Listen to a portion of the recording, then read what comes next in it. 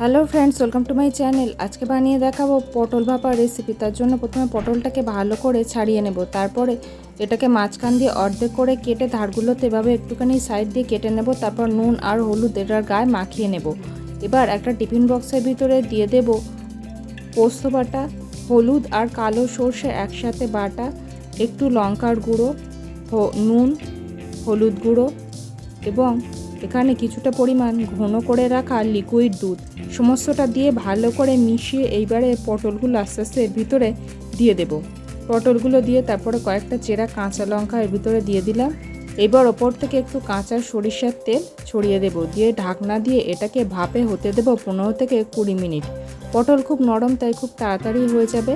খুব কম তেল মশলায় চটজলদি এইরকম একটা ফাঁকিবাজি রান্না গরমের সময় কিন্তু করেই নিতে পারেন। এটা দিয়েই কিন্তু এক থালা ভাত খাওয়া হয়ে যাবে।